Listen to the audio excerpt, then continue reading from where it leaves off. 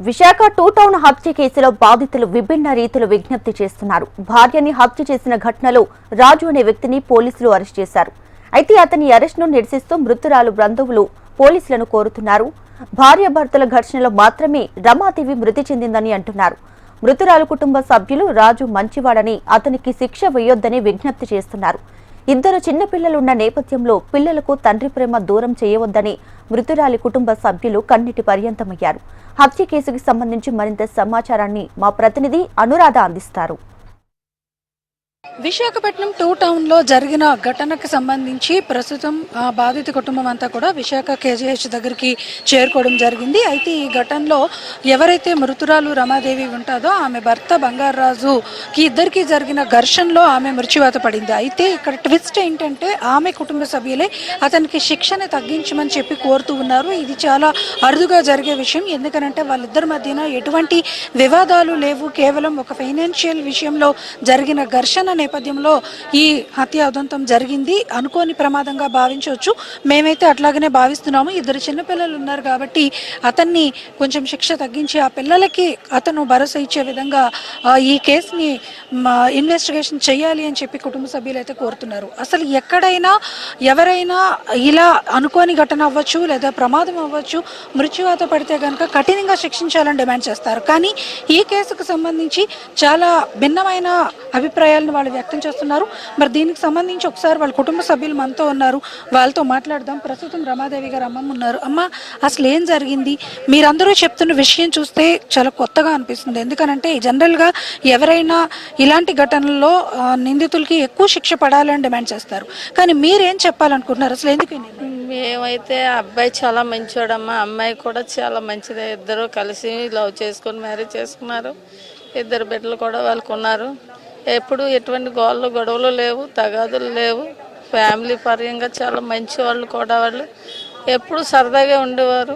కాకపోతే చిన్న వాళ్ళిద్దరి మధ్యన ఫైనల్స్ మ్యాటర్ ఏదో వచ్చి చిన్నది ఆ గొడవ సెటిల్ చేసుకోవటానికి దాని గుండి వాటి వల్ల చిన్న దెబ్బ ఏదో కొడితే అది వెళ్ళి ట్రాన్స్ఫర్కి తగిలి అది కొద్దిగా దెబ్బ అయితే పెద్దది తగిలిందేమో, కానీ ఆడు కొట్టేది అయితే చిన్నదే. ట్రాన్స్ఫర్కి తగిలి చనిపోద్దని అనుకోలేదు. మరి దానికి దేవుడు. అంటే రమాదేవి గారికి మీరేమవుతారు? జనరల్గా ఇలాంటి విషయాల్లో జనరల్గా అలిగేషన్స్ అనేవి అవతల వైపు నుంచి ఉంటాయి. కానీ మీరు చాలా మంచోళ్ళమ్మా, చెప్తున్నాను కదా. అలాగనుకుంటే మేము పేరెంట్స్గా అండి తన్నండి గొద్దండి అని ఏదో చెయ్యండి అనేవాళ్ళం. కాకపోతే ఆడు చాలా దేవుడాడు. నిజంగా చెప్తున్నాము, ఆ భగవంతుడి మీద ప్రమాణం చేసి చెప్తున్నాను. ఆడు చాలా మంచోడు. ఇద్దరు చాలా మంచోళ్ళు.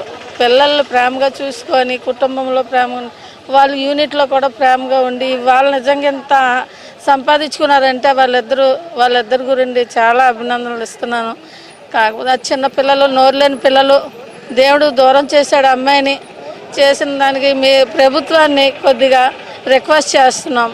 అబ్బాయి కొద్దిగా శిక్ష తగ్గించి ఎటువంటి ఇది లేకుండా పిల్లలిద్దరికి తండ్రిని అందిస్తారని మీ మీడియా. ఈ కేసులో మనం చూసుకుంటే కనుక చాలా విభిన్నమైన కోణం కనిపిస్తుంది. ఎందుకనంటే ఎలాగూ తల్లి మృత్యువాత పడింది, కానీ ఆ పిల్లలకి తండ్రి ప్రేమను కూడా దూరం చేయొద్దు.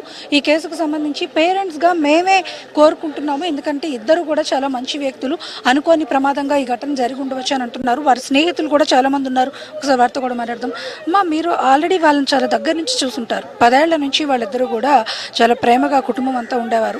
ఇద్దరు పిల్లలతో అన్యోన్యంగా ఉండేవారు. ఈ ఘటన జరిగి ఈరోజు ఇక్కడికి రావడం బాధాకరం. అటువంటి అలిగేషన్స్ ఏమీ లేవు అని కుటుంబ సభ్యులు చెప్తున్నారు. మీరు చాలా దగ్గరగా వాళ్ళని చూసుంటారు కదా. అసలు ఎందుకు ఈ ఫైనాన్షియల్ ట్రబుల్ అయినా లేకపోతే ఇంకేమైనా ఉందా? మీరేం అబ్జర్వ్? ఇంకేం లేదు మ్యామ్, ఫైనాన్షియల్ ట్రబుల్సే గత 2 నెలల నుంచి అవుతుంది.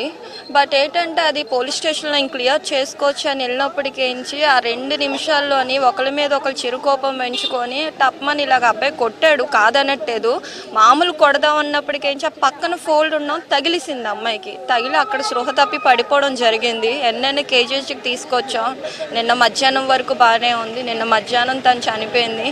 మేము చట్టాన్ని ఒకటే కోరుకుంటున్నామండి. ఇద్దరు చంటి పిల్లలు ఉన్నారు. సంవత్సరం బాబోకులు ఉన్నారు, 3 సంవత్సరాల బాబోకులు ఉన్నారు. అటు ఇటు ఇద్దరు వైపులు చూసుకున్న వాళ్ళు ఎవ్వరు లేరండి. అబ్బాయి వైపు తల్లి ఉందంటే పెరాలసిస్ స్ట్రోక్, ఆవిడ చూడలేదు కూడా. ఇద్దరు పిల్లలు చూడడం అంటే చాలా కష్టం. అది ఒక తండ్రి ఒక తల్లి లేని ప్రేమ ఎవ్వరు ఇవ్వలేరు. అట్లీస్ట్ అబ్బాయినైనా శిక్ష తగ్గించి కొంచెం పిల్లలకి దగ్గర చేస్తే ఆ తండ్రి ప్రేమ లోచుకుంటారు.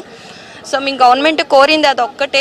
సమాజంలో జరుగుతున్న అనేకమైన అంశాలని ఒక్కొక్కసారి ఆలోచింపజేసే విధంగా ఉంటాయి. ఇప్పుడు ఈ రోజు జరిగిన ఈ ఘటన చూసుకుంటే కనుక ఏదైతే ఇప్పుడు ఈ హత్య ఉదంతానికి సంబంధించి అంటే అది వీళ్ళందరూ ప్రమాదం అంటున్నారు, కానీ పోలీస్ రికార్డ్స్లో అది వేరేగా ఉంది. ఎందుకనంటే ప్రస్తుతం ఏదైనా ఒక నష్టం, తీవ్ర నష్టం ఆ కుటుంబానికి జరిగింది.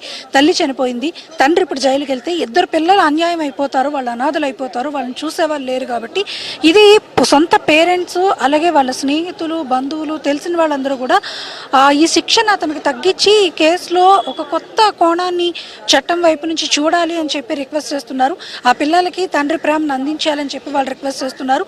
మరి చూడాలి, విశాఖపట్నంలో ఇది ఒక విభిన్నమైన కేసుగా భావించవచ్చు. మరి చట్టం దీన్ని ఏ విధంగా తీసుకుంటుంది, ఈ కేసు మీద ఫర్దర్ ఇన్వెస్టిగేషన్ ప్రొసీడింగ్స్ ఎలా జరుగుతాయి అన్నది మాత్రం ఒక ఆసక్తి, ఒక ఉత్కంఠత అయితే మాత్రం ఇక్కడ ప్రస్తుతం నెలకొనుంది. వీడియో జర్నలిస్ట్ ధనుష్తో అనురాధ, HM టీవీ, విశాఖపట్నం.